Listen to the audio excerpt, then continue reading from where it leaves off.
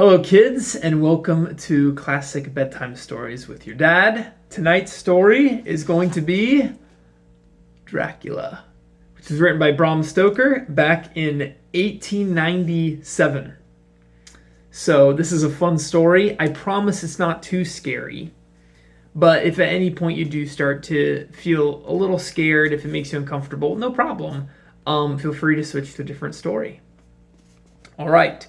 Well, we're going to start tonight's story with once upon a time, there was a young man named Jonathan Harker.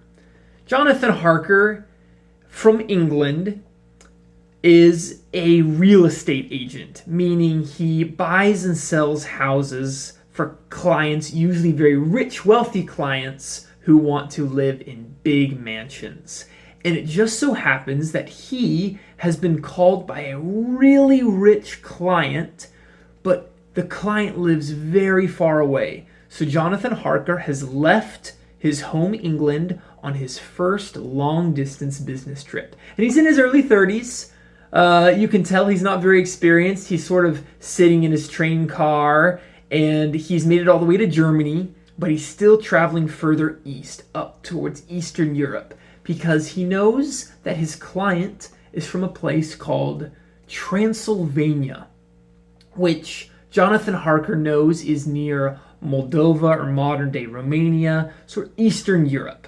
So this is way further than Jonathan Harker ever thought he was going to go on his first business trip. He thought maybe France, he thought maybe Germany at the furthest, but he's blown way past Germany at this point. And he's sitting in his German train car, and because he has somewhat a sense of adventure, you know, he's got jet black hair, green eyes, he's dressed up very prim and proper, but he doesn't want to act too English. He doesn't want to act too foreign. He wants to show, even if no one is looking, that he is willing to try new things and go on an adventure and succeed and, just have a good time. So he decides, he calls over the waiter, he says, waiter, come here.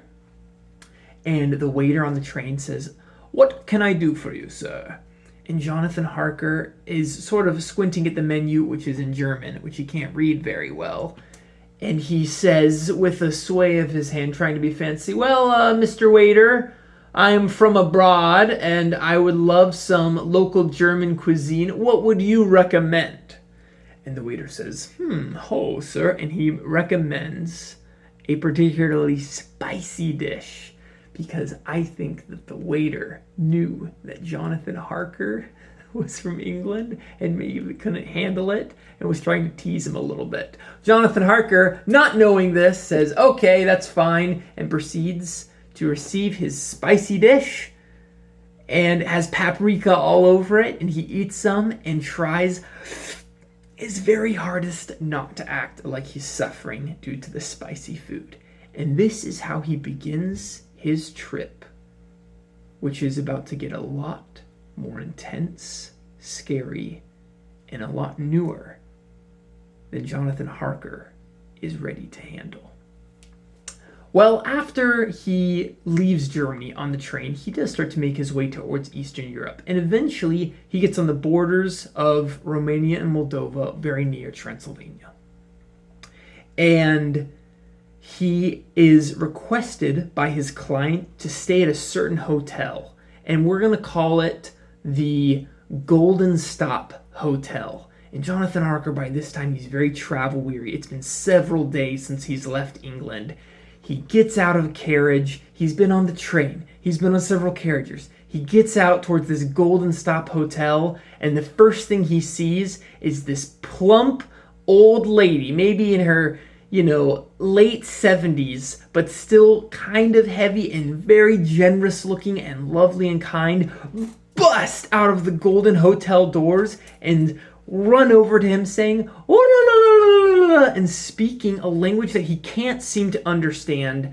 He spoke a little bit of French and he knows a little bit of German, but this Eastern European language, which is most likely Romanian, he does not understand at all. But the old lady seems to be so kind and sort of ushers him in to the hotel, and she hands him a note. And she starts to say, Jonathan Harker? Jonathan Harker? And he nods his head. Yes, I'm Jonathan Harker. And she allows him to open the note. And he opens the note and it reads, in very neat, flowing handwriting with no imperfection, welcome to my country, Jonathan Harker. I hope that your trip from London was lovely. May you arrive safely at my castle in a few days' time. I will arrange your transportation.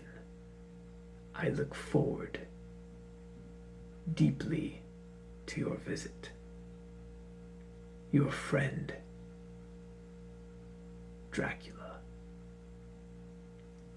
And Jonathan Harker closes the note and smiles at the lady, says, thank you. I was wondering, how far away does this Dracula live? And at the mention of the name Dracula, the old lady calls across the hotel, and an old man hobbling on a cane, who must be her husband, starts to rush towards her. And they speak very, quickly in Romanian, and Jonathan Harker has no idea what they're saying. But the old man turns to him with his eyebrows knit, very bushy and confused, gray wispy hairs shaking along with his cane, and he whispers again, in a very broken, soft English, name again? Who visit? And Jonathan Harker says, oh, Dracula. And at the name of the name Dracula, both the old man and the old lady again sort of like freak out. They cross themselves a million times, and the old lady starts to speak very fast Romanian. Jonathan Harker is sort of confused. He's not very religious himself, and he thinks that this is a little different, but it's a new culture, and maybe this is really normal in Romania, so he doesn't think too much of it. But all of a sudden, the old lady, who he thought spoke no English, starts to speak very good English, and she says, Jonathan Harker, please, do not go to this Dracula. And Jonathan Harker says, oh, well, I mean, it's my job. I'm gonna go. I'm just staying here the night. He's arranged my transportation. And she shakes her head furiously and says, no, you cannot go. And again, Jonathan Harker says, I'm sorry, I'm going to Dracula's. I've got to do my job. I've got some business to do with him. And the old lady shakes her head sadly, as if, strangely, Jonathan Harker was on some sort of death mission or something. Jonathan Harker seems this is really weird, and it kind of freaks him out a little bit. And she proceeds to take off a necklace. And on the necklace is a cross, like a Christian cross, a crucifix. And she bestows the necklace onto Jonathan Harker. And she says, please take this, I insist.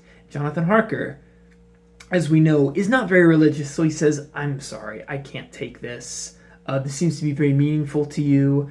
It's really okay. And she says, take it for your mother's sake.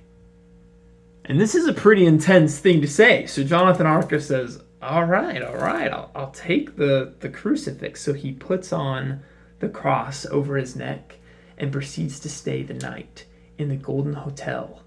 And as he starts to drift to sleep, he starts to think of the past day's events, the paprika that he starts to realize maybe wasn't a super common German cuisine, and maybe the train waiter was trying to trick him and mess with him. So he sort of learned a little bit how to be more streetwise when traveling into foreign countries.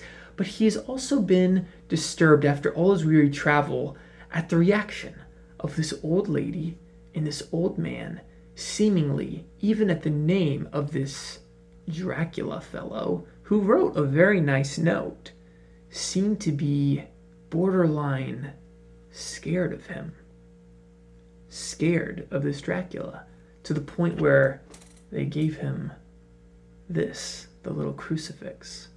But but he thinks nothing of it and goes.